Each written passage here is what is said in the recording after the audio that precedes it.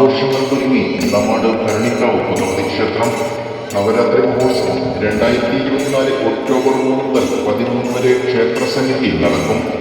അവതാരച്ചാർത്ത്, നാരങ്ങ വിളക്ക്, ആത്മീയ പ്രഭാഷണം, നൃത്തസന്ധ്യ, കുങ്കുമാർച്ചന, സംഗീതാർച്ചന, സർവേശ്വരി വിളക്ക്, കൈകൊട്ടിക്കളി, തിരുവാതിരക്കളി, സംഗീത സദസ്സ്, ഭക്തിഗാനമേള, താളച്ചോട തുടങ്ങിയ വിപുലമായ ചടങ്ങുകളും ആഘോഷ പരിപാടികളുമാണ് ക്ഷേത്രത്തിൽ സംഘടിപ്പിച്ചിരിക്കുന്നത്.